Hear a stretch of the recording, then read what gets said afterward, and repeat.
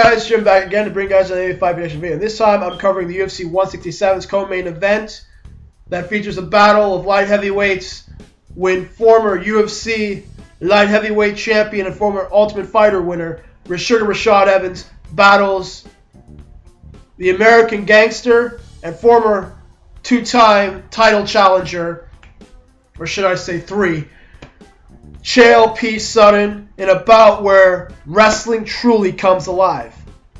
I will give you guys the backstory that led up to the conception of this fight, as well as who I have coming out the victor when it's all said and done.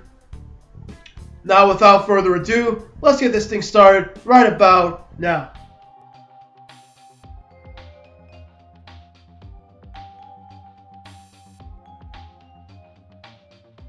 Now, it's been a rough year and a half for Rashad Evans and Chael Sonnen because last year at UFC 145, Rashad Evans took on his former training partner and best friend at the time, Jon Jones, the current UFC light heavyweight champion.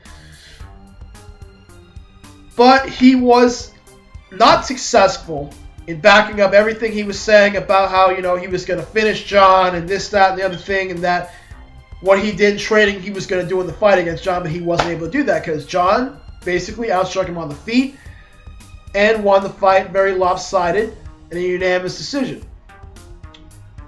And Rashad wasn't seen again until, what was it, UFC 156 when he fought Nogueira, in a very uneventful fight where Rashad basically fell asleep on the guy. He really didn't do what he normally does. I mean, against a guy that two guys who previously beat Nogueira, Rashad Evans is better than both of them. He's better than Phil Davis. He showed that when he fought him, and he's better than Ryan Bader. Because after all, he didn't get knocked out. He didn't get finished by Tito Ortiz in the first round. Just letting that out there. But still, he didn't basically do what he needed to do, was basically, use his stand-up to set up his takedowns, ground and pound. If he can't get the double leg, get the single. As Phil showed, you can do that against Nogueira.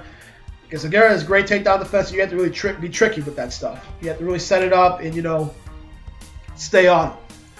But Rashad wasn't able to do all that. I mean, he did get the takedown in the first round, but he really didn't show up like he needed to. He was doing that, touch jab mess with Nogueira. I mean, it was some patty cake garbage. It was the most terrible fight I've ever seen Rashad. It was a terrible fight in general, and he lost the fight by unanimous decision, which I was really surprised by. I thought he lost by the split, but it is what it is. Now, Chael, on the other hand, he lost his second middleweight title shot to Anderson Silva in the second round of their title fight at UFC 148. By trying to play Dan Henderson and go for a spinning back fist. Anderson basically did what he does. He caught that. He caught Chael's mistake as Chael fell on his ass. He hit him a knee to the body, finished up with punches, and sent Chael out of 185 and straight up to 205. And, Chael would go on to face Jon Jones this year at UFC 159 after coaching a season of tough with him. Now you're probably wondering why the hell would the UFC put him against Jon Jones when he's coming straight off a loss and he hasn't fought light heavyweight in a very long time. Well, hell, you got to think about this, guys. Nobody wanted to fight Jon. Everybody declined. Lyoto declined. Shogun declined. Nobody wanted to fight him. Chael raised his hand up and he got the title shot. And he got humiliated because Jon Jones out Chael Sonnen. He took him down, laid the ground and pound in, and cut him up, and got the win by TKO. But the interesting part about that was Chael could have won the fight had it gone in the second because Jon messed up his toe, and they would have awarded him the title, but it is what it is. He had another shattered dream defeat at the hands of another pound-for-pound great in Jon Jones. Now, Sugar Rashad would eventually fight Dan Henderson at UFC 161, in which he won a split decision against Dan Henderson and finally redeemed himself. He looked better in that fight. He showed a lot more of his speed. He got Henderson down once. He couldn't get him down, for the vast majority of the fight, but he got him down once in the second, and he had him in some trouble in the third and final round. Chael, to his credit, was able to do what a lot of guys have not been able to do. And that's finish Shogun in the first round in their fight at UFC Fight Night on Fox Sports 1, the first event that they had on there, by guillotine choke. I mean, Chael took him down. He looked great. He submitted with that guillotine. I mean, if you think about it, Jon Jones beat Shogun in the third round, and he's the pound-for-pound best, isn't he?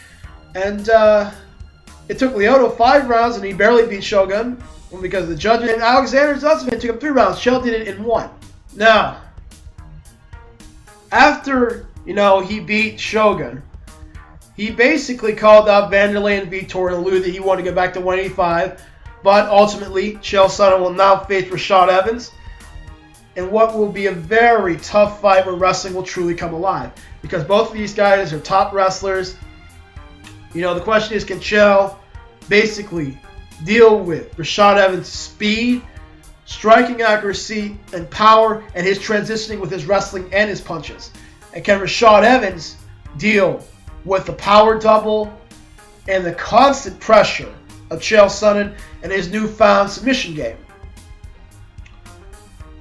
But, regardless, it's going to be a great fight. And as far as who's going to win this fight, that'll be coming up next.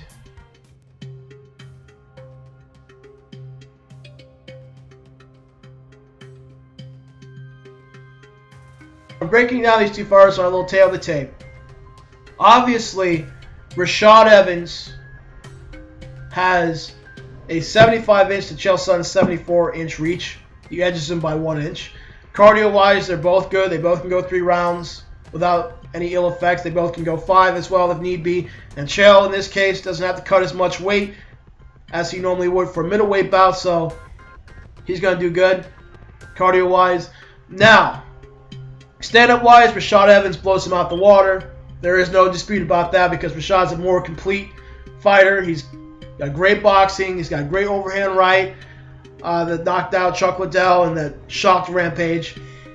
He's got great leg kicks as well and a great high kick that famously knocked out Sean Salmon. And he's got excellent ground and pound that basically pounded out Forrest Griffin en route to a TKO victory, and that KO Jason Lambert. And, he also used his ground and pound skills and some knees to the body to finish off Tito Ortiz as well. Now, Chael, he's a decent boxer. He throws some kicks in there. Yes, he did knock down Anderson Silva, but Anderson Silva was worried about being taken down than anything else in that fight. And yes, he did outwork Okami on the feet. But Rashad Evans has better takedown defense than Anderson Silva, and he'll be comfortable standing up with Chael Sonnen on the feet because he's not worried about the takedown as much, and he's much better than Okami overall anyways. He's got speed and, more athleticism, and he hits harder. Now, end of story. When it comes down to their wrestling, Rashad Evans may not be at, the credential level of a Chael Sonnen because Chael has more accolades than him. Chael's an Olympic alternate level wrestler, while Rashad's just a NCAA Division I wrestler. But none of that matters. What matters is their mixed martial arts wrestling, where Rashad Evans has great offensive and defensive skills. He's able to cover distance well, transition well with his strikes and his takedowns, en route to some top control and some nasty ground and pound and control. And he's hard to take down because he's got great defense, but he can be taken down, but he's not going to make you easy for it. He's going to make you work for it. Chael Sonnen, again, a great offensive wrestler with his credentials, but his defensive wrestling isn't at the same tenacity as his offensive wrestling.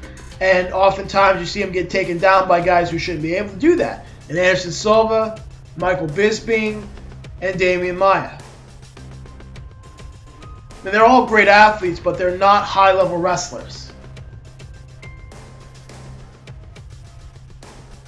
But nevertheless, when it comes down to jiu-jitsu and the ground game in general. Rashad Evans is a black belt in Brazilian Jiu-Jitsu. He's got great top control, but we don't see him do any offensive Jiu-Jitsu at all. I mean, he's got great defense, as seen when he fought Tito, and Tito tried to go for that guillotine choke, and he was able to pop right out of it. But we haven't seen him, you know, effectively submit anybody. And the only time he did submit somebody was early in his career. Now, Chael Sonnen, on the other hand, submissions used to be his Achilles heel, and particularly the triangle chokes. But his ground game has improved significantly with training with Vinny, because he's now able to pass opponents' guards, as seen in Anderson Silva fight. Chael was able to pass Anderson Silva's guard and get the ground and pound in from, you know, with mount. And he was also able to pass Brian Stan's guard and get an arm triangle to submit Stan in the second round. And most recently, he was able to get a guillotine choke on Mauricio Shogun Rua that tapped out the Brazilian Jiu-Jitsu black belt. Now, so from a pure offensive wrestling approach and defensive wrestling approach, Rashad Evans edges Chael Sonnen. And from a striking standpoint, Rashad Evans edges Chael Sonnen. But from the ability to, you know, the willingness to go for submissions and be more all around on the ground, Chael Sonnen edges Rashad Evans. Because Rashad may have the more devastating ground and pound, but he doesn't have the more diverse attack on the ground that Chael does. Because Chael will use ground and pound and top control, but he will also try to submit you now. Something we haven't seen from Rashad. He's more content on sitting on top of you and pounding you. But more or less, here's how I see their game plans when heading into this fight. Rashad is obviously going to exploit the weaknesses of Chael Sonnen. Obviously, his stand-up. Rashad's going to use his stand-up to, you know, batter Chael up and back him up against the cage and try to take him down and stay on top of him, and, you know, and lay in, you know, the heavy ground and pound. Because the one thing, you know, with Chael, though, you know, he is a great offensive wrestler, and he, you know, and he should be defending the takedowns. But I think he's so confident he's going to take you down that he doesn't worry about you taking him down, but he needs to defend the takedowns. The judge is going to look at that. Now, regardless of, Rashad's going to take him down, the ground and pound, the smothering, but eventually, after, you know, wearing Chael out, he's going to try to emulate the same strategy of Anderson Silva and Jon Jones, which is to take the wind out of Chael Sonnen and then finish him. Knees to the body and then the ground and pound. Onslaught. That's what they did, and it worked. Rashad has heavy power, so it's likely to work for him too, because he did finish 2 Ortiz with the same strategy. Knees to the body and ground and pound. Otherwise, for Chael Sonnen, he's going to strike Rashad Evans long enough to set up a takedown, and if he's against the cage for Rashad, he's going to try to dirty box him or reverse him if Rashad's, you know, getting the better of it. You know, it's going to be a fight position there. Obviously, defend the takedowns, because Rashad's going to defend his as best he can. And went on top of Rashad Evans. Ground and pound, pass his guard, try to go for a submission, like an arm triangle choke or a guillotine choke, and only attempt a guillotine when you're center ring and not like Rashad that's really close to the cage and you can be able to push off of it.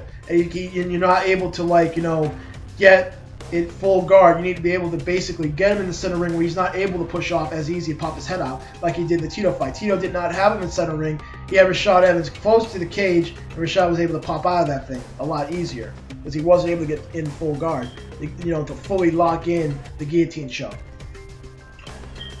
But regardless, if he can't get a submission, just try to outwork the guy and smother him.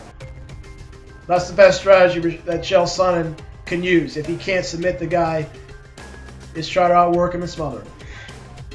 But more or less, I see Rashad Evans finishing Chael Sonnen more likely than Chael Sonnen submitting Rashad Evans. So for that reason, I have to give this fight to Rashad Evans. Said and done, Rashad will move on to face another top contender.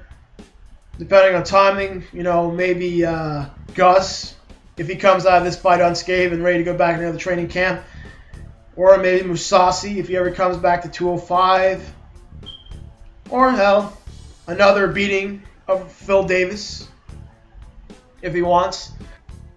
And Chael, fight Vanderlei Silva at whatever weight they choose, whether it be 185 or 205. I'd rather 205 because both of them will be at their best. It is what it is. That's up to the UFC and Chael and Vanderlei. But nevertheless, this ends today's fight prediction video. I'll see you guys for the next one.